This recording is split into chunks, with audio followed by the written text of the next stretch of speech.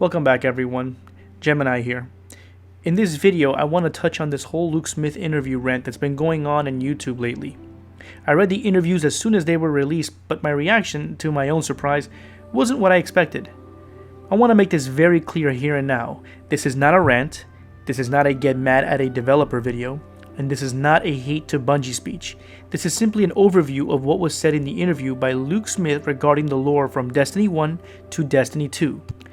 They'll entail the topics that were mentioned like the Darkness, the Exostranger, and Marasov, the mainstays that were said to not be returning in Destiny 2.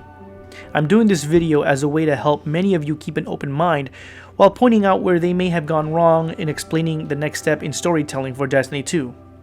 With that said, let's begin.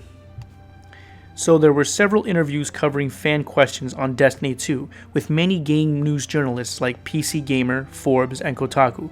Of all the topics discussed, the one that really stood out for me and many Destiny lore fans was Luke's comment on how some of the stories from Destiny 1 are done and some may never be wrapped up. Also, the Darkness will not be in Destiny 2, how the Exostranger was wrapped up neatly, and of course the way Luke was so dismissive of the lore community. These were red flags for me as soon as I read this interview. In fact, Mylan Games, a popular lore content creator, posted a video critiquing Bungie shortly after the Luke Smith interview. He made good points while delivering his message with finesse. Now that isn't me trying to make excuses for Bungie or what Luke Smith said in the interview, but we need to take a step back and look at this from an all-new perspective, meaning we don't know what Destiny 2 will be covering lore-wise really. So before we get to this part, let's dive into a little more detail on what was said.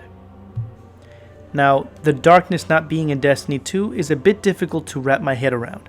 You can clearly see the Taken in Destiny 2, so if the Darkness isn't governing them or making them, then what is? This seems to be a bit of a slip-up on Bungie's part if this is true, because a lot of the effort went into making the Darkness the central antagonist to the Traveler. In fact, the Darkness lent its power to Oryx in the Taken King lore, and you can read this in the Books of Sorrow. What may give Luke's statement some credibility is the fact that during both the Destiny 2 live streams and E3 recently, when a Guardian dies it will say your light fades away, instead of the darkness consumes you. Another credit to the statement is that the Bungie development team didn't even know what the darkness was.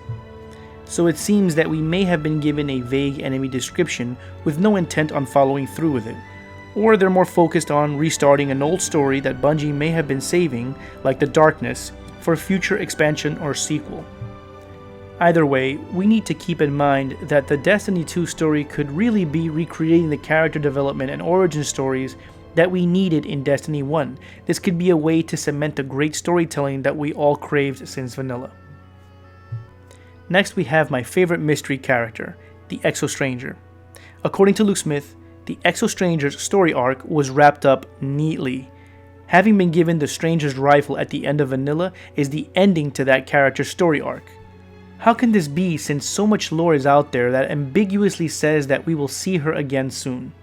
This is the Exostranger. By definition, she is the mystery to be solved in the stories that is Destiny. She is our guide in the narrative of vanilla, and she is mentioned in many of the Grimoire cards having connections to future War Cult and Praedyth for that matter.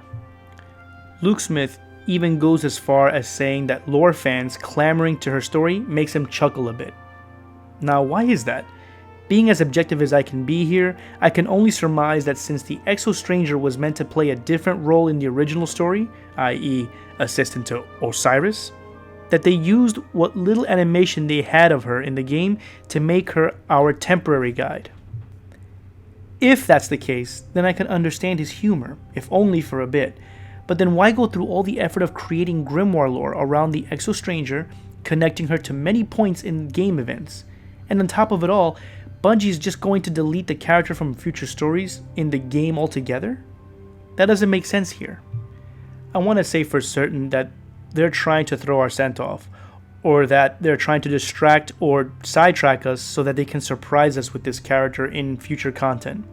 Again, I want to say for certain, but I'm not sure that's the case. I like to keep a shred of optimism that the Exostranger is not dismissed from Destiny 2 and any future content that will come our way. Lastly, we cover Marasov.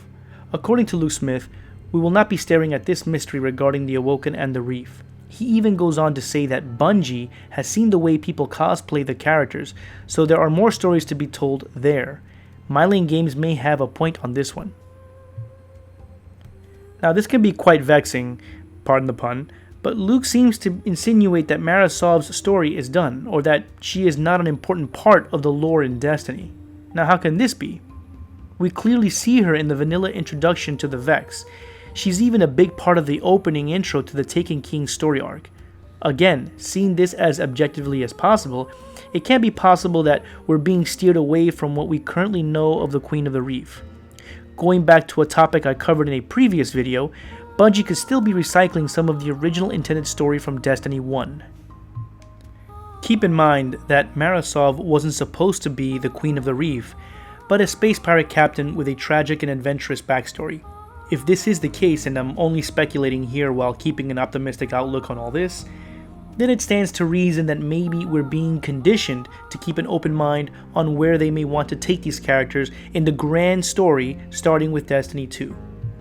They may just be structuring the story arcs so that everything is revealed in the right order. To summarize, the interview with Luke Smith could have been handled a little better, but let's remember his priority is directing, creating, and designing Destiny 2. So if he sounds dismissive to the lore community in general, this could be his way of managing expectations for us fans.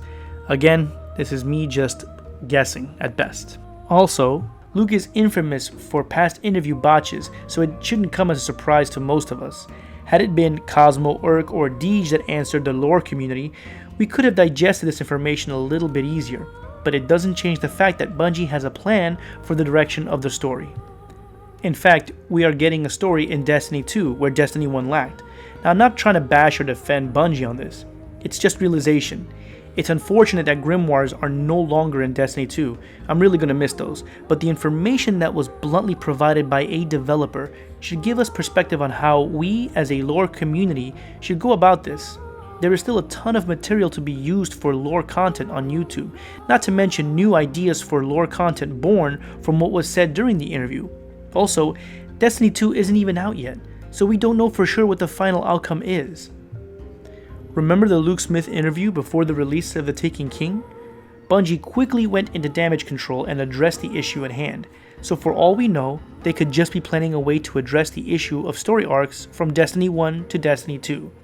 All I'm saying is, let's wait and see. Let's give Destiny 2 a chance before we jump the gun. Personally, I'd like to think that Bungie is recycling some of the old stories from the original Destiny before its release. In that case, I can see that working well in their favor. They are trying to center stories first, where right now we're going to be focused on the Guardians and their light, and possibly the Traveler, with some backstory on the Cabal also. Let us, as a lore community, stay optimistic and have a little faith in Bungie's work. We can judge for ourselves after the game's release or the DLC's release.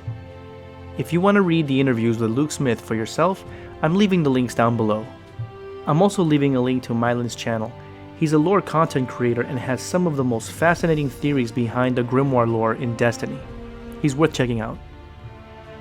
That about wraps up today's video on the story arcs not coming back in Destiny 2. If you have any suggestions or have any thoughts on today's topic, leave a comment below. If you like the content and want to help me out, please like this video and subscribe. And if you want to see more content on this channel and want to be notified of a new video, hit the bell beside the button. As always, Guardians, until next time, good gaming.